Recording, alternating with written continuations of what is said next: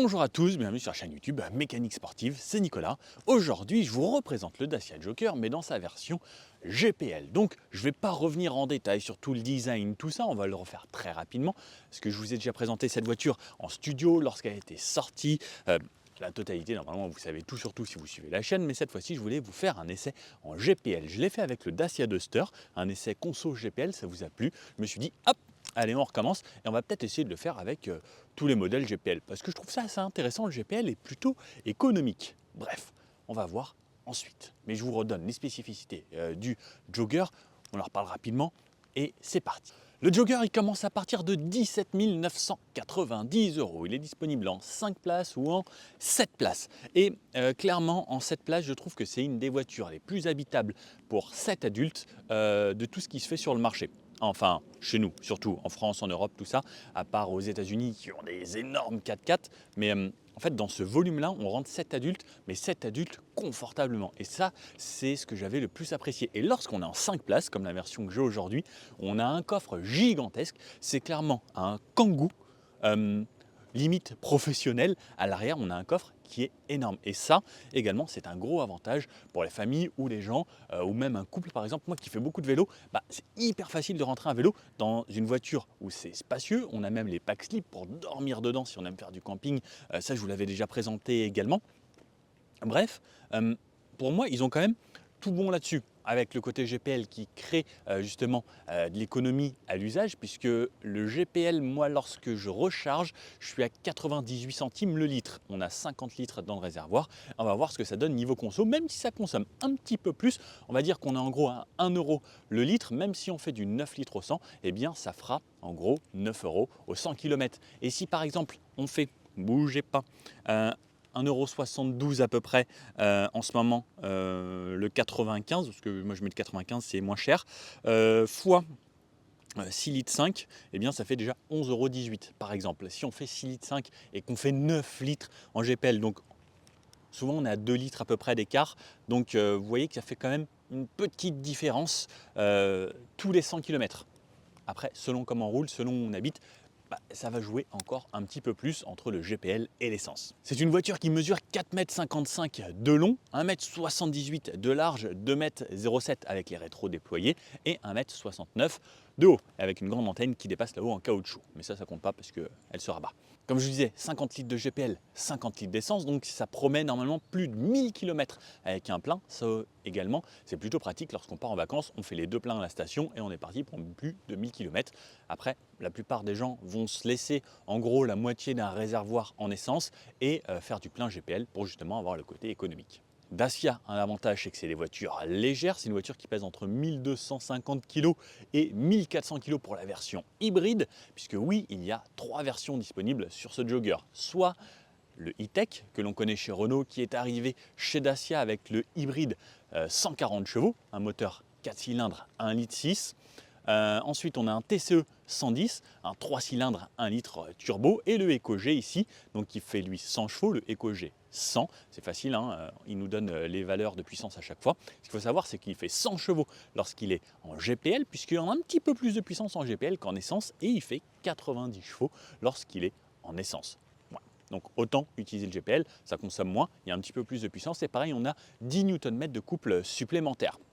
Pour vous faire une idée, au niveau de la puissance, l'accélération, la version hybride, elle fait un 0 à 100 en 10 secondes, 11 secondes 2 pour le 110 chevaux et 13 secondes pour cette version ici. Toujours disponible en Essential, donc c'est la version de base, enjoliveur, etc.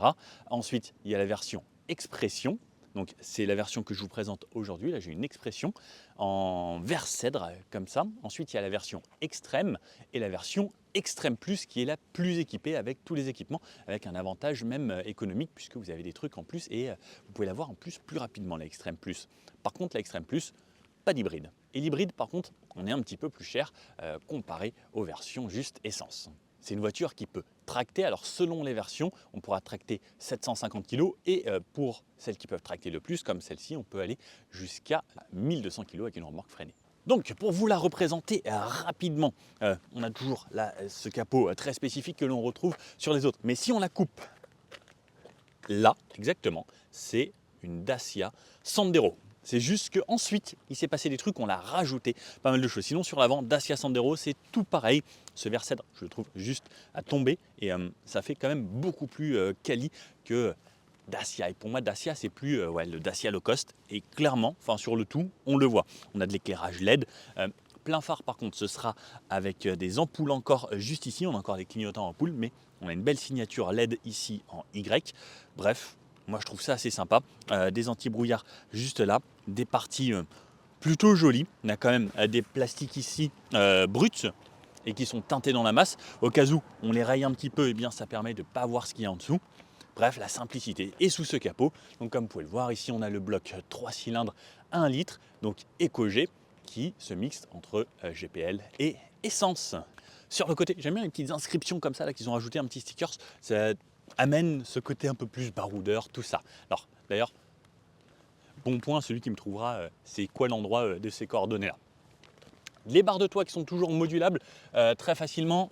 On tire ici, on vient dévisser la vis Torx là et là. On les met en vertical ou en transversal. Et ça, c'est plutôt pratique pour mettre un coffre de toit. Et lorsqu'on ne l'utilise pas, on les remet comme ça pour l'aérodynamisme et que ça consomme un petit peu moins et que ça fasse moins de bruit surtout. Sur le côté, c'est pareil, tout en verre. De ce côté-là, on a la trappe avec un endroit pour l'essence et un endroit pour le GPL. C'est assez facile à faire. Une fois qu'on a pris la main, ça se fait très bien. Les poignées type frigo à l'avant et à l'arrière. Les rétros qui sont même bitons là, avec du plastique sur le bas et couleur carrosserie sur le haut. Le répétiteur. Les grosses arches de roue ici pour donner ce côté baroudeur que Dacia aime tant. Et justement, ils sont hyper outdoor, etc. Ils veulent se donner ce style. On est vraiment une voiture à tout faire. On peut partir en vacances avec, aller faire du chemin, du camping, etc. D'où le pack slip, tout ça. Les jantes, on n'aura que du 16 pouces, des enjoliveurs comme là. Sur cette version expression qui sont plutôt jolies et moi ça me va bien. Franchement, si on s'en approche pas, on se dit pas c'est des vraies, c'est des fausses. Elles sont assez jolies et on aura également des versions en alu pour les versions les plus haut de gamme, mais toujours en 16 pouces. Des stickers là ici sur le bas également.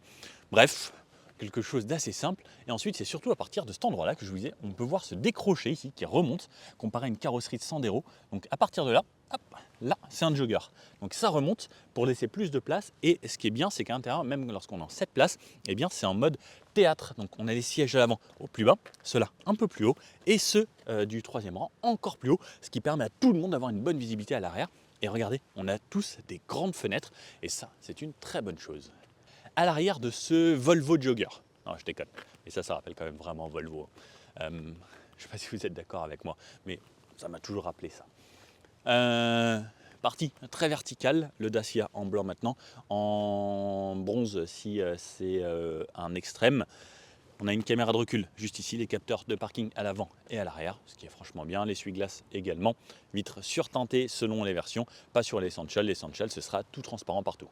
À l'arrière, pareil, partie plastique partout, ça c'est pas plus mal parce qu'au moins on nous rentre dedans ou je tape comme ça.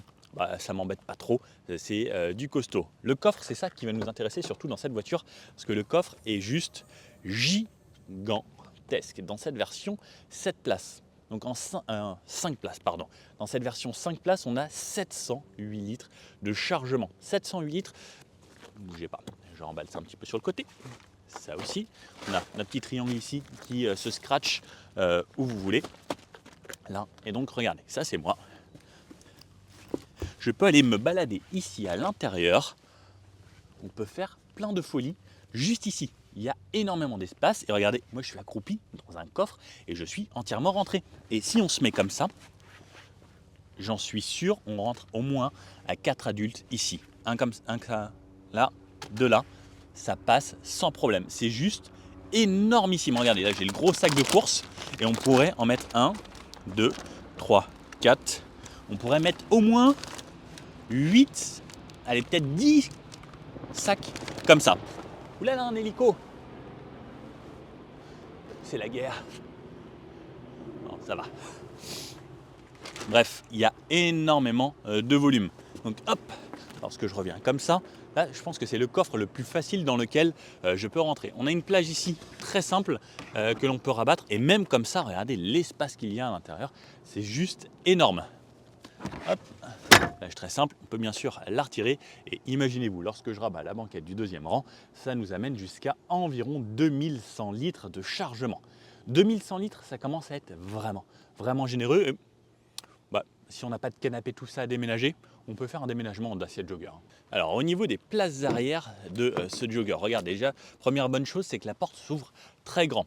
Siège Isofix là et top taser sur les deux sièges d'extrémité ici.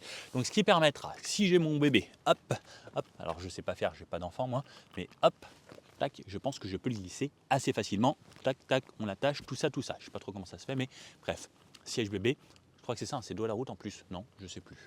Bref, un jour je vous ferai des tests siège bébé. Porte donc qui s'ouvre en grand, porte entièrement en plastique, fenêtre quand même électrique, qui descendent presque jusqu'en bas, mais pas totalement, il reste une petite partie là. Hop. Et je viens m'installer ici. Donc les sièges à l'avant sont réglés pour moi de façon confortable. Je relève mon appui-tête, la porte est très grande ici, je viens la refermer. Une lumière en haut, poignée pour tout le monde sauf le conducteur. Alors, comme je vous disais, on est assis plus haut que juste ici. L'assise, elle est à peu près à ce niveau-là. Donc vous pouvez voir que moi, ça me permet d'être au-dessus, d'avoir une belle visibilité sur l'avant. Et ça, c'est hyper important pour moi. J'ai de la place au niveau de la tête, c'est bien creusé, c'est vraiment spacieux. La banquette est assez ferme, elle est plate, mais un petit peu inclinée en arrière, ce qui me permet moi d'être calé au fond du siège. Il y a un petit maintien latéral au final là, avec ces petits bourrelets qu'ils ont fait assez fermes également, ce qui permet d'être bien calé.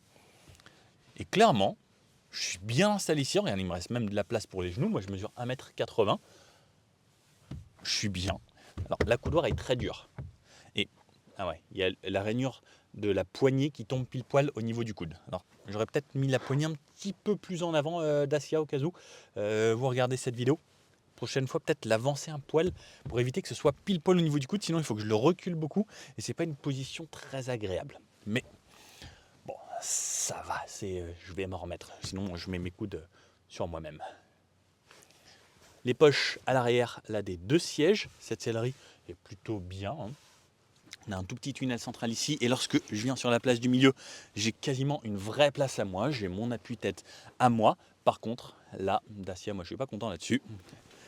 C'est que pour aller chercher la ceinture d'ici, il faut que j'aille la chercher là-bas. Je suis un enfant, je ne peux pas aller la chercher. Il faut que je fasse l'enfant. Papa, cherche la ceinture.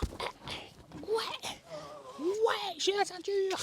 Et ensuite, il faut que je la mette d'abord là, je crois. Je ne crois pas. Là. Non, de l'autre côté. Là. Donc ça, c'est un petit peu chiant à faire. Et ensuite, que je vienne là et que je fasse ça. Bon, après, on peut toujours la laisser comme ça, mais c'est pas très joli d'avoir ça qui passe en plein milieu du rétroviseur central. Ça, c'est un petit peu dommage. Alors que si c'était ici, directement sur la banquette, ça aurait été un vrai plus pour moi. Bref. Hop. Bref, ça. Et je la remets là-haut. Et après, il faut retourner l'aimanter pour pas que ça se balade. Bref, ça, pour moi, c'est le petit point négatif. Mais sinon, il y a beaucoup de place pour les 3 personnes à l'arrière. Et imaginez-vous qu'il est encore possible d'avoir 2 places pour 7 personnes. Allez, je vous fais faire le tour du propriétaire, comme dirait mon cher ami Kwame de Planète GT. Là, on fait vraiment le tour. Hein. C'est beau quand même. Je ne pensais pas à l'époque me dire un jour, je dirais une Dacia, c'est beau. Et au final, ça va. Là, ce côté fait peut-être un peu plus vraiment familial et autres, peut-être un petit peu moins sexy, mais le 3/4 avant est bien sympa. Bon, quoique là, avec le petit soleil et tout, pourquoi pas. Ça fait presque SUV, regardez, si on coupe comme ça, on pourrait se dire gros SUV. Enfin, un gros Volvo, quoi. Là, le beau Volvo. Waouh! Un XC90 vert cèdre. Bref, il y a de la place, comme vous pouvez voir, c'est spacieux et autres. Petit bas de caisse, pareil, côté aventure, les jantes. Bref, allons à l'avant. À l'avant, la portière. Donc toujours cette partie, comme la Sandero, que moi j'avais découvert, j'étais un des premiers au monde à découvrir la Sandero pendant le Covid, pour ceux qui se rappellent et qui sont là depuis le début sur ma chaîne. Je trouvais que ça ressemblait un petit peu à des barésilles. Je sais pas si vous êtes toujours d'accord avec moi ou pas, mais les collants des femmes, là, les petits comme ça. Là. La poignée ici pour tirer, fenêtre, condamné fenêtre arrière, rétroviseur ici, réglage électrique, la petite poignée pour déverrouiller. Plastique dur, un petit peu partout et quand même un grand bac ici. Alors, je suis pas sûr que les grandes bouteilles rentrent malheureusement à cet endroit-là. Les sièges ressemblent à ça. Siège entièrement manuel, bien entendu. Oh, avec la lumière divine, c'est beau. On retrouve ce motif ici comme sur la porte au niveau du dossier. Les versions extrêmes ont des versions spécifiques au niveau des sièges. Les appuis-têtes très simples ici, là, et voilà. Tapis jogger, je vous conseille cela. Au cas où on vous conseille les tapis en plastique et tout, je ne conseille pas sur les boîtes manuelles parce que je trouvais que mes pieds s'accrochaient dans les rainures sur le Duster. Alors je crois que ça se fait également sur le jogger, mais je vous conseille ceux-là qui sont beaucoup plus sympas. Allez, je me recule à fond. Je viens fermer pour être au calme, et voici à quoi ressemble l'intérieur de ce Dacia Jogger. Je vais vous la démarrer, comme ça, vous allez voir ce qui se passe également au niveau de l'écran. Ça, c'est la petite animation à chaque fois que vous rentrez dans la voiture et que vous déverrouillez ou que vous démarrez, et je trouve ça plutôt cool. Niveau son, ça a quelque chose quand même. Hop. On a le Medianav, donc des haut-parleurs un peu partout dans la voiture, le son est franchement correct. Et ensuite, on retrouve toujours ça. Android Auto, Apple CarPlay, disponible ici, même en sans fil, ça c'est vraiment cool. Le volant Dacia qu'on connaît bien, de ce côté-là, on fait défiler les infos qu'on a ici, les moyennes ou là, les infos de la voiture. Je peux faire défiler les températures, la pression des pneus et la vitesse. Et de l'autre côté, je peux faire défiler ma moyenne GPL, le kilométrage que je viens de réaliser, ma jauge d'essence, parce que là je peux avoir jauge d'essence et jauge GPL, donc là vous pouvez voir que là je suis en plein en essence, moyenne de vitesse et la distance que j'ai parcourue en GPL jusqu'à là, avec mon autonomie GPL restante. Ça c'est plutôt pas mal, et ma moyenne en GPL pour le moment. Ensuite de ce côté là, compteur de vitesse, là, excusez-moi, de ce côté là, compteur de vitesse, de ce côté là, c'est le comptoir, juste ici, quelque chose de très simple. Une petite commande vocale, mais je vous avoue que je l'utilise pas. Moi je garde mes consommations là-bas, et de ce côté-là, régulateur de vitesse, donc j'appuie ici, et ensuite je règle ici, et plus vite, moins vite ensuite, ou le limiteur, je fais la même chose. Moi je laisse toujours le régulateur, le limiteur, je m'en sers assez peu. Ensuite derrière on retrouve ça là, donc pour les musiques, les modes, les sources, pour passer du téléphone à la radio, au DAB, etc. On coupe le son ici, et plus fort, moins fort, juste ici, on a une petite molette également derrière pour faire défiler les radios. Une clé, ouais, parce qu'on est encore à la bonne vieille clé ici. Vous pouvez voir ici avec déverrouiller juste le coffre ou déverrouiller la voiture entière ou refermer. De l'autre côté, on retrouve les feux avec un mode feu automatique, hop, et clignotant et anti-brouillard juste là. Ensuite, de ce côté-là, les essuie-glaces. On a un mode automatique également sur les essuie-glaces. Donc on voit que maintenant, les voitures, même les Dacia, ont quand même des modes automatiques pour les feux et les essuie-glaces. L'écran ici, quelque chose d'assez simple. Voilà, on est sur le home, on a la radio, les médias, le téléphone, les paramètres du véhicule. Voilà, vous avez franchement un très peu de choses. Comme vous pouvez le voir, les accès ici. Qu'est-ce que je verrouille, les aides de parking, est-ce que je veux caméra de recul, détection d'obstacles. Bref, la simplicité juste ici. 2 aérateurs là, un à chaque extrémité, avec un tableau de bord également, avec ce motif ici. Là, j'ai verrouillé la voiture, déverrouillé la voiture, warning, désactiver le start and stop et le mode éco si je souhaite. Un petit peu plus bas, on retrouve ici donc les commandes de clim. Alors je vous avoue que ça, une fois qu'on a goûté à la climatisation auto où on règle en degrés, c'est quand même beaucoup plus agréable, parce que là, selon la température, il va falloir jouer un petit peu avec plus chaud, plus froid, et ça va pas se fixer à une température. Après, pour allumer la clim, on appuie ici, donc hop, là, donc clim lorsque c'est rouge, hop, je peux éteindre désembuyage arrière et recyclage d'air juste ici. Ensuite, on retrouve un port USB ici, type C, pour recharger rapidement son téléphone et la prise allume-cigare. Par contre, l'USB de base pour connecter son téléphone en CarPlay ou en Android Auto, il est là, et c'est un USB type A, juste ici. Après, on peut avoir le petit truc qui se met ici pour poser son téléphone, mais moi je le range un petit peu plus bas, donc avec mon câble qui pend un petit peu. J'avoue que c'est pas forcément très joli. L'idéal, c'est vous en mettez un là avec un tout petit câble que vous achetez sur Amazon 3 €, et hop, vous le connectez là. Parce que là, on peut mettre le support juste ici. Un bac de rangement ici, la boîte de vitesse ici, 6 rapports, hop, hop, hop, hop, grand débattement, plutôt simple, et reculer, on tire comme ça, hop, et là, et caméra de recul qui s'affiche, caméra de recul, franchement, très basique, que l'on retrouve dans le groupe Renault. Frein à main qui reste un vrai frein à main ici, double porte-gobelet, et un tout petit rangement ici. Le gros plus, c'est l'accoudoir ici. Franchement, je le conseille. C'est presque indispensable pour moi, un accoudoir, pour être bien lors des longs trajets. Et voici, et comme on peut voir donc le plafond qui est bien creusé, Et sur le haut, la touche SOS, la lumière ici simple, à ampoule, le rétroviseur très simple, avec à vous de basculer le mode jour-nuit, le micro ici pour lorsque vous parlez en Bluetooth, et un miroir, donc sans éclairage, le porte-carte tout de même, et vous avez même un miroir pour votre passager. Pour ceux qui ont vu Citroën sur la C3, ils ont supprimé le miroir passager. Les économies, ça me...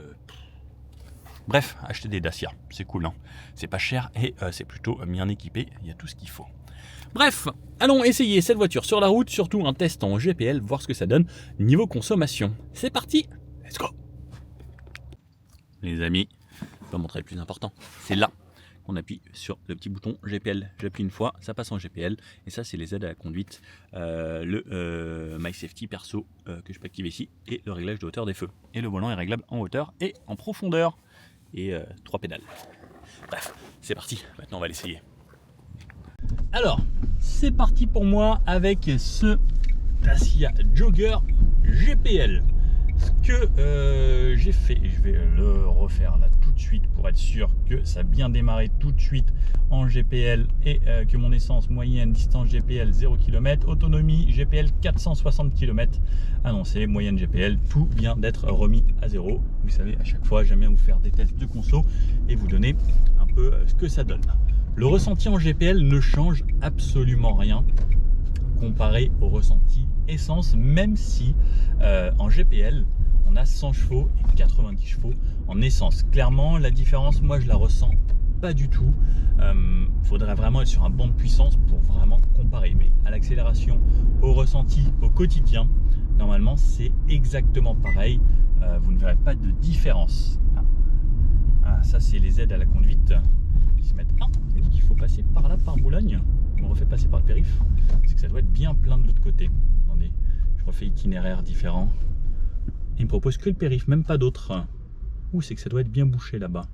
Même durée, en passant qu'un par un truc. Attendez, si je teste Google Maps, par où il va me dire Google, rechercher, domicile, démarrer. Par contre, Maps me fait passer de l'autre côté 45 minutes. Je vais écouter Google Maps. Des fois, j'écoute Google Maps et il me dit plutôt Waze. Là, 45 minutes, Waze il me dit 51 minutes. Je sais pas pourquoi, mais cette fois-ci, j'ai envie d'écouter Google Maps. Je préfère ma route par là-bas parce que ça roule mieux et le périph' c'est pas ouf. Donc je vais juste laisser y aller. On va voir ce que ça donne. Donc, frein à main bien enlevé, il ne faut pas oublier non plus avec ces voitures, parce qu'il y a de plus en plus de voitures où c'est des freins à main électriques, qui se désactivent tout seul. Donc comme je vous dis, lorsqu'on est en conduite au quotidien, que je sois en GPL ou en essence, il n'y a pas de différence. J'ai deux jauges différentes entre GPL et essence, 50 litres d'essence, 50 litres de GPL, donc à peu près l'équivalent. Le GPL consommera toujours un petit peu plus que l'essence. Il fait du bruit ce machin, très joli. On est toujours à 1,5 litre, 2 litres et demi à peu près au-dessus selon les conditions. Par contre, niveau tarif, on est quand même bien en dessous. La dernière fois que j'ai rechargé en GPL, j'étais à 98 centimes le litre, ce qui fait quand même une différence comparé à l'essence, qui pour moi actuellement en région parisienne est aux alentours environ des... J'aime pas du tout cet endroit à chaque fois. Les lignes ne sont plus des lignes bien. L'essence est actuellement environ à 1,70 à peu près. Donc 70 centimes de différence sur 1 litre, ça fait quand même une sacrée différence. Et comme on dit, si par exemple on fait du 6 litres et demi au 100 lorsqu'on est en essence et qu'on fait du 8 litres et demi au 100 lorsqu'on est en GPL, la différence est quand même bien plus importante niveau budget que la différence en termes de consommation. Donc ça reste plus avantageux. Comme je vous dis, pas de différence au feeling. J'ai beau appuyer sur le bouton, il se passera rien, on entendra juste la petite soupape qui vient se fermer lorsque je passe en GPL ou que je désactive. C'est la seule chose qui fera la différence, que je sois en montée ou autre. Au ressenti, c'est exactement identique. Si j'ai besoin de relancer, donc on a le petit moteur, le Iveco G100, donc ça reste un petit moteur turbo. Alors quand le turbo se déclenche, ça va, ça relance un petit peu. Là par exemple, je suis en 4 à 2500 tours. À 2500 tours, le turbo, là il est dans sa plage de fonctionnement. En dessous de 2500 tours, ça met un petit peu de temps. Par contre, dès qu'on commence à arriver à 2500 tours, on sent que là, ça relance un petit peu mieux. Je vais donc pouvoir passer la 5e. Là par contre, je suis sous les 2000 tours, donc je sens que le turbo essaye d'aider un petit peu. Ça passe, mais on n'aura pas la reprise que l'on a lorsqu'on est vraiment bien haut dans les tours. Après, ça reste un moteur essence. Donc un diesel, c'est couplé en bas. Un essence, c'est on a le plus à partir de mi-régime jusqu'en haut. C'est là où ça pousse. C'est ça la différence aussi entre le diesel et l'essence. Et essence et GPL, c'est exactement la même chose. Ça fonctionne pareil. Là, par exemple, 70, j'accélère un petit peu en 5. Je suis dans une bonne montée quand même. Ça accélère progressivement. Juste ce dont on a besoin et ce qui est nécessaire. On a quand même la boîte 6. On va passer le 6e rapport lorsqu'on sera un petit peu à plat là-bas. Hop, là j'arrive à 90, quoique même à 90, je peux passer la 6e. Alors là, je sens que il préfère, si j'ai besoin d'accélérer, que je tourne un rapport. Donc, ce qui est assez marrant, c'est que comme c'est une voiture assez simple, il y a peu d'insonorisants, parce que voiture un petit peu moins chère, on entend pas mal le bruit du turbo qui siffle, justement lorsqu'il souffle. Allez, alors je vais désactiver My Safety perso. Voilà. Alors je me mets à 90 ici, j'ai quand même mon régulateur. Ça c'est plutôt pas mal d'avoir le régulateur au moins sur les voitures de nos jours. Alors à 90, je suis à 2000 tours pile poil lorsque je suis en 6e rapport. Alors ça reste une Dacia. Ça reste un petit moteur à l'avant. Donc j'entends forcément un petit peu les bruits du moteur. J'entends un petit peu ce qui se passe autour de mon environnement. Un petit peu les bruits du vent. Les bruits des voitures qu'il y a sur les côtés, parce qu'on a des vitres, simple vitrage bien entendu, hein. Mais voilà, ça reste une voiture très standard. Juste l'avantage qu'elle a, le Jogger, c'est que c'est ultra spacieux et puis voilà quoi, c'est énorme. Et le coffre est gigantesque et ça c'est quand même une très bonne chose. C'est le plus gros avantage du Jogger. Et lorsque j'y réfléchis, moi qui fais beaucoup de vélo, j'aime bien mettre mes vélos à l'intérieur plutôt qu'un porte-vélo, baisser la banquette. Le Jogger c'est clairement une des voitures les plus pratiques pour ça. C'est presque un Kangoo au final. Et même au niveau du gabarit, on se dirait c'est une sorte de petit Kangoo mais un petit peu plus bas. Et clairement, niveau praticité, c'est difficile de trouver mieux quand même quoi. À 90 sur ce genre de route, que demander de plus? Pas grand chose. Ça roule bien. Au niveau des consos, là on n'a pas assez roulé et puis on a surtout fait la montée où c'était vraiment assez raide, où j'ai poussé un petit peu en plus, donc on est forcément plus haut. Je vous referai un petit débrief là dans une trentaine de kilomètres, ce sera plus intéressant, et surtout avec un mixte et avec du plus roulant comme ça. Bon, on va passer sur du plus roulant ici, normalement un petit bout de 110.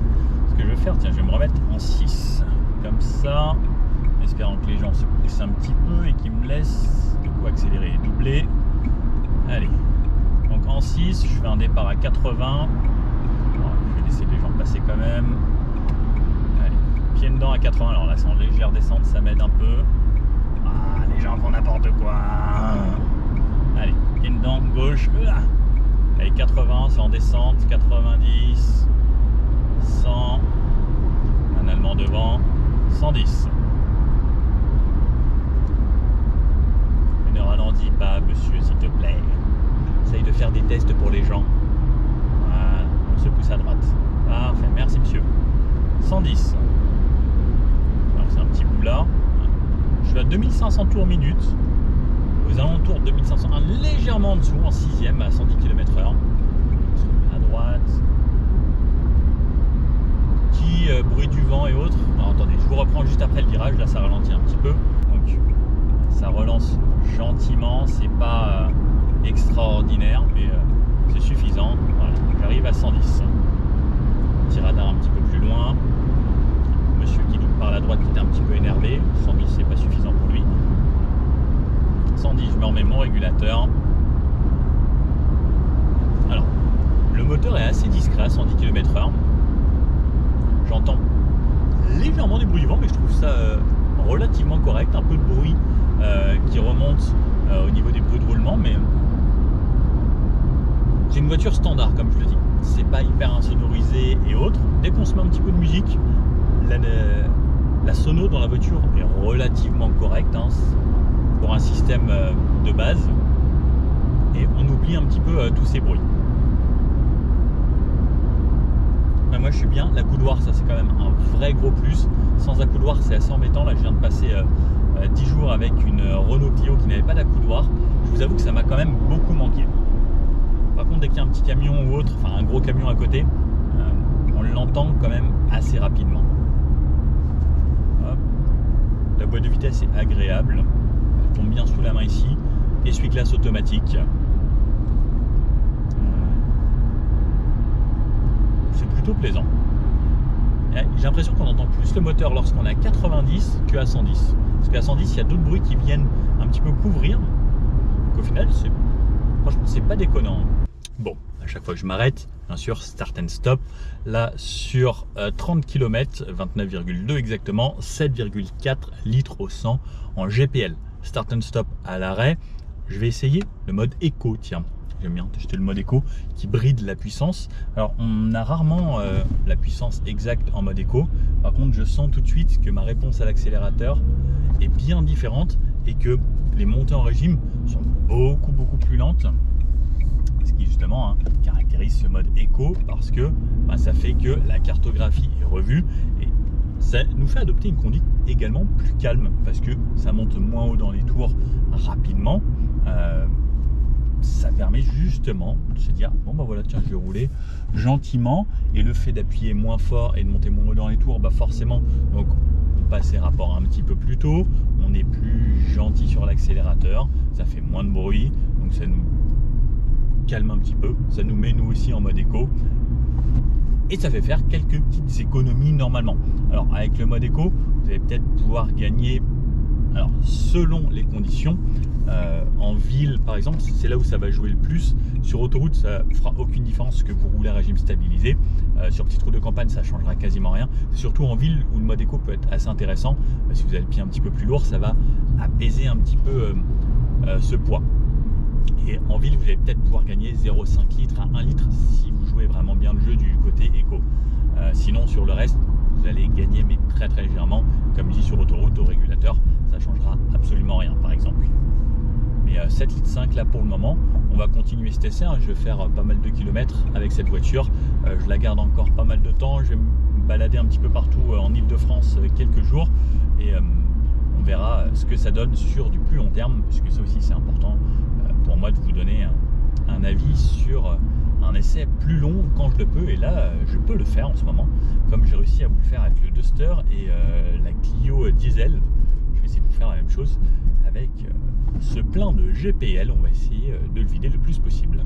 Sur des pavés, ça fait résonner un petit peu, mais ça reste plutôt confort. La suspension filtre assez bien. Hop, là, l'orient de braquage n'est pas si mauvais. Il ne faut pas oublier qu'on a une voiture qui est quand même assez longue, elle prend un petit peu de place.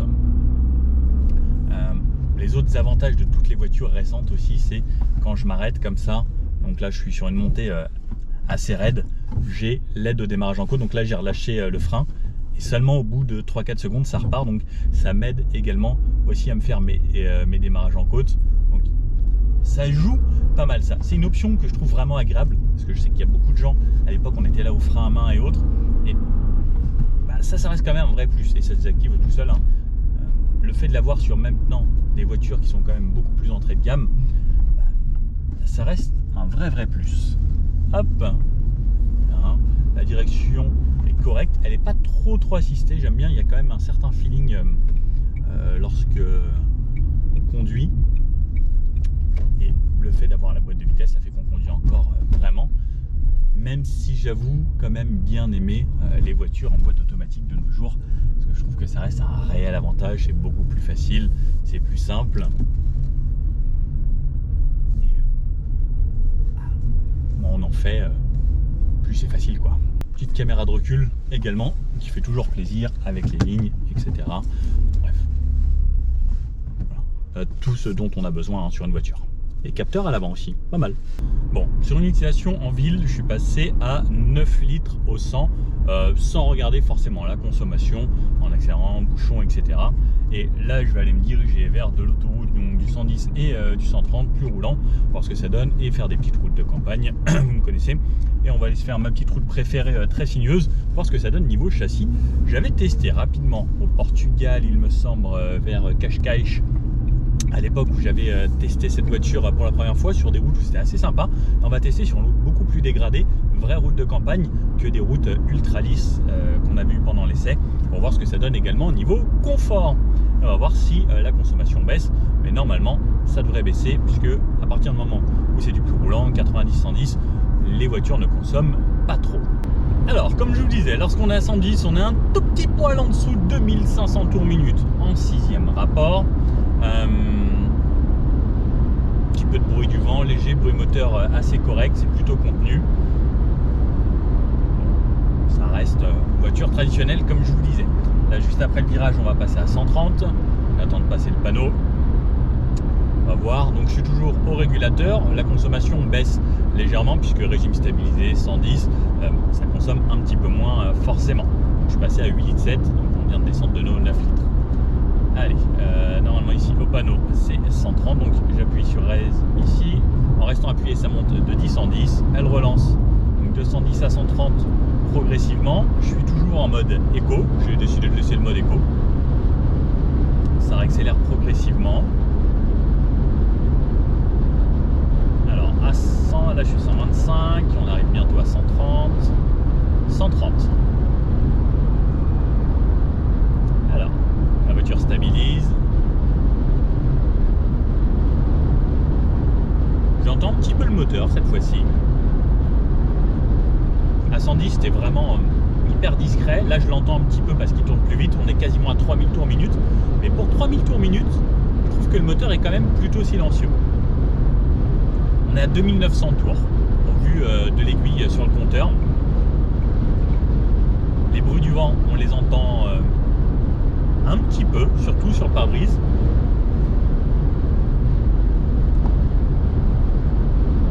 Ouais, c'est pas énorme non plus. Moi, ça me dérangerait pas de faire de la route avec. Et puis, vous savez, hein, quand on fait de l'autoroute, on s'y habitue petit à petit au son du bruit du vent, etc. Les bruits de roulement, c'est pas mal, c'est assez contenu. Surtout les bruits du vent et un léger bruit de moteur. Les bruits de roulement, on les entend peut-être un petit peu venir de l'arrière, mais c'est très léger. Après, ce qui va nous intéresser, c'est surtout voir niveau consommation ce que ça donne sur ce mix que j'essaye de vous faire. Pour le moment, j'en suis à 65 km à réaliser, donc je continue. Comme je vous disais, je vais la garder un petit peu plus longtemps celle-ci, donc ça va me permettre de vous donner une idée sur beaucoup plus de kilomètres. On va laisser tester les petites routes sinueuses et on va voir ce que ça donne, on continue. On est remonté sur l'autoroute à 9 litres en conso GPL et là je suis redescendu à 8,8. Allez, petite route de campagne ici, extrêmement dégradée. C'est bosselé, il y a des trous. La suspension est assez confortable, donc c'est la version 5 places que j'ai. Sachez que la version 7 places aura une suspension à l'arrière un petit peu plus ferme. Lorsque vous serez tout seul, en tout cas, ça se fera un petit peu ressentir. Ouais, c'est pas mal, hein. Hop, ouh là là, c'est sale ici. Ouh, j'ai pas envie de tout salir. Je viens juste de la laver. Hop, merci madame. Allez, on accélère. Je vous fais un petit 0 à 100 juste après tout à l'heure aussi. Ça relance de façon normale. En plus, je suis en mode éco. Et si je désactive le mode éco, ouais, on sent un petit peu plus haut dans les tours, un poil plus de répondant tout de même. Et sinon, je trouve ça pas si mal. Ça filtre bien les anomalies, les petits défauts et autres. Bon, ça reste franchement très correct. Là, ça reste une voiture qui est quand même faite hein, pour les routes de campagne et c'est pas une voiture forcément d'autoroute. Là, hop, on va se faire le gros trou ici d'habitude.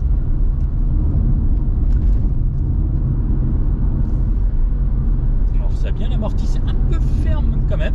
Mais ça fait que la suspension n'est pas trop molle, j'ai bien aimé.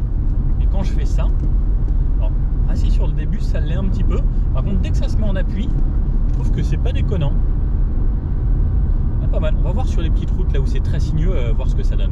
Allez, ma petite route où il n'y a absolument personne ici.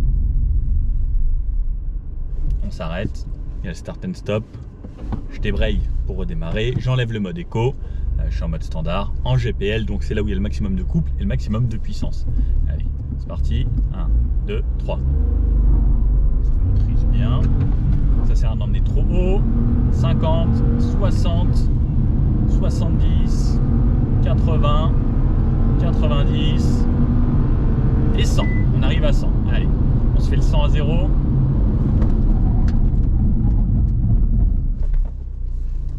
Le 100 à 0 est plutôt pas mal. Ce que j'aime bien, c'est que la voiture ne plonge pas trop pour une grosse et longue voiture comme ça. Ouais, ça reste assez à plat, c'est bluffant. J'aurais pensé qu'elle allait plonger beaucoup plus vu le confort de sa suspension. Et en vrai, c'est pas mal du tout. On a des bons pneus, parce que là, les pneus sont pas forcément plus chauds que ça. Pas mal. L'avantage également de Dacia, c'est sa légèreté. Ils font toujours des voitures légères, donc forcément, plus c'est léger, plus ça s'arrête vite. C'est la philosophie de Colin Chapman avec Lotus, Light is Right. C'est pour ça qu'une Lotus, ça passe fort en virage parce que c'est léger, c'est bas, centre de gravité bas. Alors là, on est beaucoup plus haut, hein, mais la légèreté, ça fait qu'on freine sur de meilleures distances, on use moins ses pneus, on use moins ses freins, on consomme normalement un petit peu moins. Alors, on arrive sur ma petite route sinueuse préférée où je teste la plupart du temps les voitures sportives. On va voir ce que ça donne avec un jogger de façon un petit peu dynamique dans un premier temps. Ça reste bien. Elle filtre bien les anomalies puisque ça sautille beaucoup sur cette route. Ouais, elle reste confort et franchement, alors je suis assez surpris par sa façon de rester à plat parce qu'elle prend peu de roulis et c'est assez bluffant parce que ils ont bien réglé la suspension. Elle ne s'écrase même pas. Je suis assez bluffé. Elle garde du confort, une direction qui est pas trop légère. Ça en serait presque sympa. Là. Ouais, on peut passer quand même assez fort là sur du sec en tout cas. Plutôt plaisant. Je suis assez surpris. J'avais déjà été assez surpris d'ailleurs sur les routes très pop. Et ben même là sur du bosselet et tout, vraiment pas mal. Et si on y va de manière plus dynamique, alors c'est une jogger, hein, le but c'est pas de la tester, mais on est sur mécanique sportive, vous me connaissez un petit peu, on sait jamais un papa pressé, une maman qui va accoucher. Le talon de pointe c'est pas si facile, hein. Ça tient franchement bien. Je suis assez bluffé. C'est pas mal, hein. Non, c'est pas fait pour rouler si vite. Ça tient super bien la route. Qu'est-ce qu'ils ont mis comme pneu? C'est incroyable. Ça sous-vire mais très légèrement et c'est hyper sain au niveau du sous-virage. Oh la vache. Je m'attendais pas à ce que ça passe si fort. Ah voilà, là un petit poil. En appuyant sur les freins, ça emmène un peu l'arrière. Mais sinon, je suis assez bluffé. La vache. Elle tient très bien la route. Je m'attendais pas à ce que ça tienne aussi bien. Franchement, bonne auto, bonne tenue de route. Elle s'écrase pas tant que ça, elle reste confort. Pas mal ce jogger. Hein. Bon allez, on arrête les conneries parce qu'on va refaire augmenter la consommation. J'ai augmenté de 0,2, je suis passé à 9,2 litres en faisant le 0 à 100 plus les quelques accélérations là.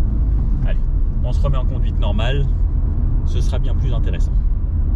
Alors, c'est coutume chez Dacia, donc on a maintenant les feux de croisement qui sont en LED bien blanche, donc éclairage bien blanc lorsqu'on est comme ça, et lorsqu'on passe en plein phare, on passe avec les feux à ampoule. Donc on peut voir qu'on a quand même un bon éclairage même lorsqu'on n'est pas en plein phare, et ça c'est assez agréable. Donc là pour le voir un petit peu mieux, donc on éclaire en jaune au loin, en blanc de près. Et franchement, ça éclaire plutôt bien. Le LED, je trouve que c'est vraiment une avancée technologique qui fait énormément plaisir sur les phares de voiture. Bon, je vous continue un petit peu le point conso. Là, je suis en plein dans les bouchons. C'est la galère. Une demi-heure de bouchons là. Je fais que de la première. Des fois, je passe la deuxième. Mais compliqué, hein. Même le dimanche après-midi en région parisienne. Bref. Niveau consommation sur 345 km en GPL, 8 litres 6 en ayant fait de la ville, du mix. Je vois que je redescends à chaque fois aux alentours de 8 litres 5, ça retourne vers 9 litres à partir du moment où je refais un petit peu de ville ou pas mal de ville. Et ensuite ça redescend aux alentours de 8,5. Donc on va se dire que 8 litres 5 ce sera la bonne moyenne sur du mixte en région parisienne, sans trop faire d'autoroute non plus. Voilà, donc je continue. La petite vie de région parisienne. Je pense qu'à la campagne c'est quand même beaucoup plus sympa quoi. Et bon, pour le moment c'est toujours assez économe au final niveau budget, je trouve. Bon, et puis j'ai refait un petit tour en essence quand même pour tester dans les bonnes conditions, sans trafic, en ayant fait un petit peu de ville, mais vraiment personne. Je suis parti à 10h pour arriver à 11h, donc ça roulait relativement bien. J'étais aux alentours de 5 litres 5 au 100 en ayant fait un petit mix avec un tout petit bout de 110, du bout à 90 et du 70. Voilà, donc à la campagne, ça peut aussi être assez économe en version essence. Après en ville, je pense qu'on tournera aux alentours des 6 litres 5 à peu près pour une moyenne. Et sur une moyenne un petit peu plus longue avec un petit peu de bouchon et autres comme je l'ai fait en GPL, il faudra compter environ 6 litres 5 à peu près. Donc plutôt pas mal. Petit moteur, voiture assez légère, assez intéressante. Alors me voici à la station GPL. J'ai fait 375 km et ça vient juste de biper pour me dire que je suis en réserve de GPL. Donc avec le plein, donc on peut voir là, hop, 375 km à une conso de 8 litres 6 au 100 km et j'ai fait 100% de ce trajet en GPL pour voir ce que ça donnait. Donc 8 litres 6 de moyenne sur 375 km et là il me dit justement moyenne en GPL, il n'y en a plus Nico, il va falloir vite recharger ici pour pouvoir continuer. Mais au cas où, je peux repasser ici, hop, je rappuie et là, attention, normalement ça va changer en bas, voilà, c'est repassé en essence et cette fois-ci j'ai 680 km d'autonomie, donc 680 plus 375, ça fait un petit peu quand même. Bon allez, je vais aller recharger là. Et on va voir combien ça va me remarquer ensuite et combien ça va me coûter surtout. Bon, j'ai vu qu'il y avait une Dacia juste avant moi, ça va coûter 33,80 € pour 34 litres, ce qui est plutôt pas mal. C'est quand même beaucoup plus avantageux que l'essence, même si ça consomme un petit peu plus. Et voilà le prix ici actuellement, là à Total, juste ici. Le petit pistolet de ce côté-là, de l'autre côté j'ai ma trappe, hop, juste à tirer. Et alors, celui-là il faut le dévisser. Sur le Duster c'était aimanté, c'était beaucoup plus cool. Donc là, on tourne, hop, et ensuite on va venir insérer le pistolet ici et le clipser. Bon, attendez, bougez pas, je le fais avec vous en direct. Hop, je prends ça, donc mon petit pistolet, il déroule, ça fait ça, je le mets là, et ensuite je chope comme ça, et là, il est tout bon, il est armé, il est bloqué, et ensuite il n'y a plus qu'à aller appuyer sur le petit bouton là-bas pour lancer le démarrage. Bon, et donc ensuite, une fois qu'on l'a connecté, ça se remet à zéro et j'ai juste appuyé là pour me servir. Bon, je coupe le téléphone parce que bon, il y a du gaz et tout. Et voilà, ça vient de s'arrêter, 33 litres pour 33 €. Donc normalement, on a un réservoir de 50 litres qui est situé donc en dessous, là, juste caché en dessous. Et ensuite, il y a juste à débrancher le pistolet et aller récupérer la facture. Donc au final, ça m'aura coûté 33 € de faire 375 km. Plutôt économe comparé à de l'essence. Et quand on s'en rend compte, c'est vrai que c'est pas donné. Mais d'ailleurs, je me rends compte que je l'ai utilisé pendant une semaine. Utilisation un peu quotidienne, la ville, etc. Plus pour les week-ends déplacements. En gros, d'Orly jusqu'à Chantilly. Et en gros, de Boulogne à Fontainebleau et retour vers Orly. Au final, ça me fait une bonne semaine. Et voilà, on peut se dire qu'en GPL, une utilisation comme ça, 375 km par semaine, c'est déjà pas mal. Je ne sais pas si vous en faites plus forcément. N'hésitez pas à me donner vos kilométrages à la semaine ou mensuel. Mais en gros, donc si on fait ça, en gros 400 fois 4 semaines, on fait 1200 km par mois. Ce qui, si on fait attention à la consommation et qu'on n'est pas forcément en ville comme moi ici en région parisienne, on pourrait faire un plein essence et un plein GPL par mois, ou sinon faire plus des pleins en GPL, ce qui serait quand même beaucoup plus intelligent, sauf si on veut descendre par exemple en une seule fois la France sans avoir à s'arrêter une station essence par exemple sur l'autoroute, parce que c'est beaucoup plus cher les autoroutes. Bon voilà, j'espère que cette essai vous a plu. Si oui, comme d'hab, le petit pouce bleu comme ça, n'hésitez pas à vous abonner, puis je vous dis à bientôt pour une prochaine vidéo. Je sais pas ce que ce sera. Bon, le petit abonnement c'est très important, on clique comme ça et ça m'aide beaucoup. Allez, à bientôt, ciao.